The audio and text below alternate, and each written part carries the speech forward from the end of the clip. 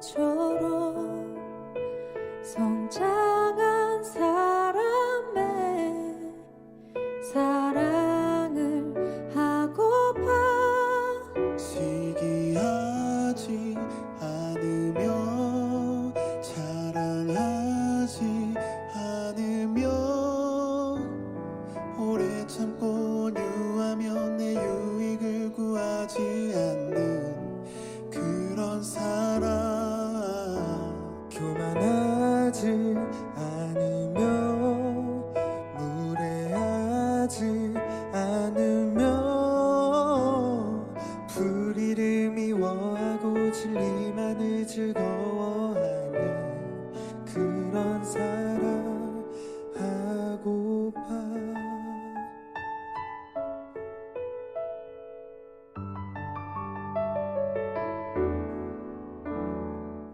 샬롬, 일상 속의 하루 묵상 시간에 오신 샬롬 공동체 가족 여러분을 환영하고 새롭게 시작하는 이 한 주 살아갈 여러분의 삶을 축복합니다.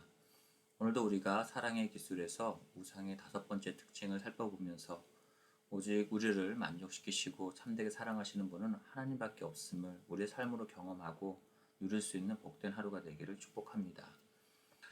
오늘 함께 살펴볼 우상 숭배의 영의 5번째 특징은 우리에게 오직 한 분 하나님이 아닌 여러 우상을 섬기게 한다는 것, 그것이 우상 숭배의 5번째 특징입니다. 우상 숭배의 영은 우리가 하나님을 찾지 않게 하기 위해서 우상들을 섬기도록 합니다. 그러나 사람 손에 의해 만들어진 우상이 하나님을 대신해서 우리를 만족시킬 수 없다는 것은 너무나 당연하기 때문에 사람들이 자기 마음에 한동안 세워놓았던 우상에 대해 금방 실증을 느끼게 되고 자신의 욕망을 채워줄 또 다른 우상을 찾아다니게 되는 것입니다. 신명기 5장 9절에서 하나님께서는 그것들에게 절하지 말며 그것들을 섬기지 말라라고 말씀하셨을 때 우상이 복수형으로 표현되고 있다는 것을 우리는 주목할 필요가 있겠습니다. 저희 집 한쪽 구석에는 아이들이 과거에 너무나도 사랑하며 즐겨 가지고 놀았던 장난감들이 쌓여 있습니다. 한동안 아이들 손에서 그것을 떼어놓을 수 없을 만큼 사랑받던 장난감들이 시간이 지나면서 내동댕이 쳐져서 버려진 것들을 모아놓은 것입니다. 우상 숭배의 영은 결코 채울 수 없는 끝없는 욕망을 가지고 있기에 우상 숭배자들은 자신이 선택한 우상이 만족스럽지 않을 때에 더 고분고분하고 조각하기 쉬운 우상의 대상을 선택하려고 합니다. 그렇게 기존의 우상을 내동댕이 쳐버리고 또 다른 우상을 붙들며 살아가다 보니 삶의 여정을 돌아보면 버려진 장난감 더미처럼 버려진 우상들의 더미들을 만들어 놓고 있는 것입니다. 우리 인생 여정에서 쌓아 올린 우상 더미들을 하나씩 찾아서 나열해 보면 일반적으로 다음과 같은 우상의 행렬을 바라볼 수가 있습니다. 유아기 때의 우상은 당연히 엄마처럼 1차 양육자가 될 것입니다. 유아기 때에 우리는 엄마를 바라보며 우리가 원하는 것을 얻고자 합니다. 어린 우리가 스스로 하나님께서 엄마를 통해 우리의 필요를 공급해 주신다는 사실을 어떻게 알 수 있겠습니까? 우리 자신이 우상 숭배자라는 사실을 미처 인식하지도 못한 채 울고 웃고 짜증 부리고 이쁜 짓들도 하면서 다양한 긍정적, 부정적인 도구들을 사용해서 우상을 조각해 왔던 것입니다. 그러면서 쓰임새가 좋은 도구는 더욱 잘 갈고 닦고 별로 쓰임이 없는 도구는 내버리고 다른 것을 사용해 갑니다. 하지만 우리가 엄마에 대해서 우리가 기대하는 것을 얻지 못하게 될 때에 그런 때가 오면 우리는 스스로 우리 안에 우상을 세우게 됩니다. 우상 숭배의 영의 영향력 아래서 우리는 자신이 하나님이 되고 자신이 좋아하는 그 어떤 것이라도 행할 수 있을 것이라고 믿습니다. 하지만 우리는 이러면서도 참되신 하나님을 거부하고 있다는 것을 잘 알지는 못합니다. 나 자신 스스로 인생의 행복을 가져올 수 있다고 생각하며 우리 자신의 기대를 만족시켜줄 우상들을 만들어 갑니다. 부모님이 우리의 기대를 만족시켜주지 못하면 곧장 친구들을 향해 눈을 돌리게 됩니다. 우리가 청소년 기회를 접어들면서 친구들을 통해 내가 바라는 것을 얻기 위해 조각도구로 그들을 새겨가며 자신이 응당 받아야 할 관심과 행복을 얻어내려고 합니다. 그러기에 우정의 관계는 그 대상이 나의 조각 행위에 긍정적으로 반응하는가 그렇지 않은가에 따라 결정이 됩니다. 누구든 우리에게 유용한 면이 있거나 원하는 것을 줄 수 있다면 친구로 받아들이지만 우리에게 충성을 다하지 않거나 약해 보이거나 우리가 바라는 것을 만족시켜주지 못하는 대상은 잠시 지냈다가도 금방 과거 우상들의 더미로 버려지게 되는 것입니다. 청년기가 되어서 자신이 가지고 있는 인생의 비전과 똑같은 비전을 가지고 있는 듯이 보이는 대상을 보면 마음 가득하게 그들의 우상을 세워놓습니다.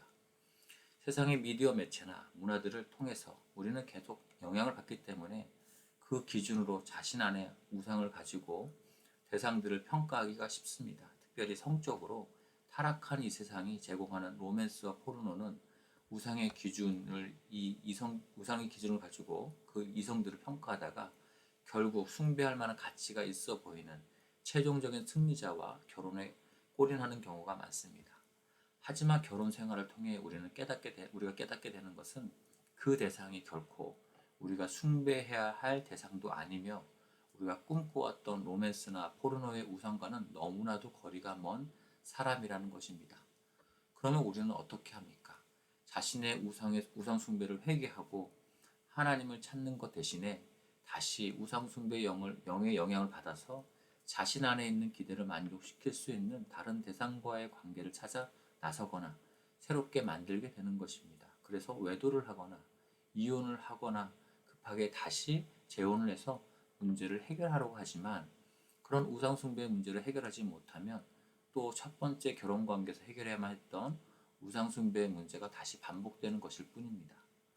이혼을 하지 않더라도 남편에게 실망한 여성들은 자기 뜻대로 하기 쉬운 어린 자녀들을 향해 우상 숭배를 위한 조각의 도구들을 휘두릅니다. 그러다가 자녀를 통해서 만족을 얻는 일에 실망하게 되면 그 대신 자기 개발이나 직장 생활을 선택하게 되는 것입니다. 남성들 같은 경우도 일찍부터 직업을 통해 우상을 세우는 경우가 많습니다. 자신의 뛰어난 업무 능력을 드러내면서 상당한 자기만족을 얻고 이것을 통해 자기 직업과 고용주를 향해서 조각의 도구를 사용하여 우상을 새기는 것입니다. 우리 자신만이 아니라 우리가 함께 살아가는 모든 사람들이 이와 같이 자기의 기대를 만족시키기 위해 다른 사람을 우상화하거나 이용하게 될 때에 우리는 비참한 상처의 수렁으로 곤두박질 치며 우리를 이용하는 이들로 인해서 그들을 증오하고 자신의 품에 품고 있던 부정적인 조각의 도구를 꺼내서 휘두르기 시작합니다. 그러나 시간이 흐른 뒤에 수많은 우상들을 사용하면서 그들을 숭배하고 섬겨온 자기 자신의 모습과 삶에 대해서 비참함과 죄책감을 느끼는 때가 오면 우상 숭배의 영을 탓하지 않고 자신의 형편없는 선택을 한탄하고 자책하며 괴로워합니다. 그리고 자신뿐만 아니라 우상화했던 사랑하는 사람들에게도 상처와 쓴뿌리를 남기고 마는 것입니다.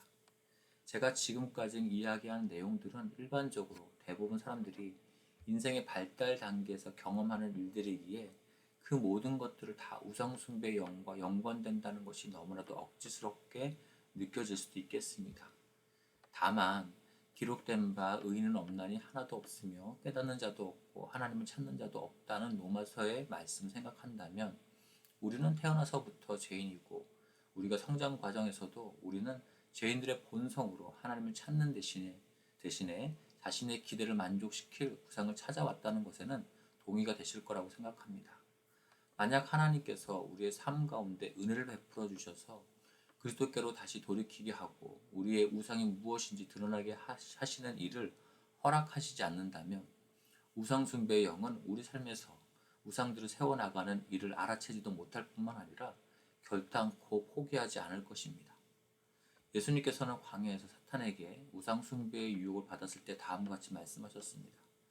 예수께서 대답하여 가라사대 기록하기를 주 너희 하나님께 경배하고 다만 그를 섬기라 했느니라. 예수님께서는 모든 필요를 하나님께 바라는 것이야말로 하나님을 경배하고 섬기는 것으로 이해하셨습니다. 그리고 우리가 필요한 것을 하나님의 때에 공급받기를 간구하는 것이 하나님을 진정으로 경배하는 것임을 주님의 삶으로 보여주셨습니다.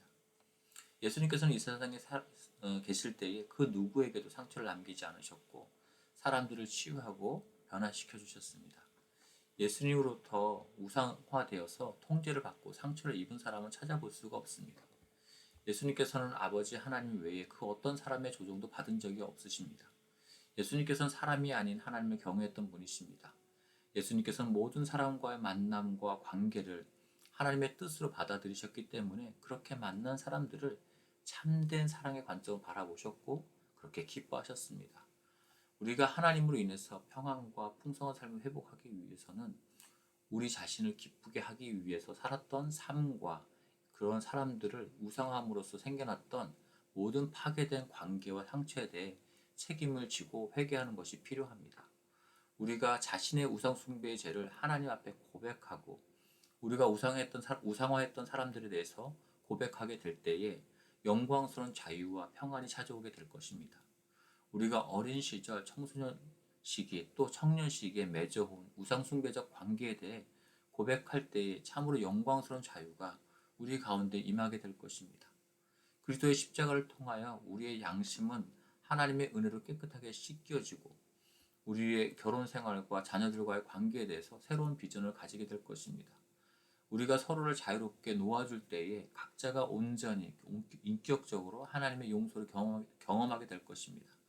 우리가 자녀들을 위해 기도하고 공개적으로 우리의 죄를 고백하면서 그들에 대한 우상 숭배적 기대감들을 제거해버리고 자유롭게 그들을 풀어줄 때에 우리의 죄악으로 인해서 생겼던 상처와 쓴뿌리들은 치유를 경험하고 새로운 사랑이 우리 가정 안으로 스며들게 될 것입니다.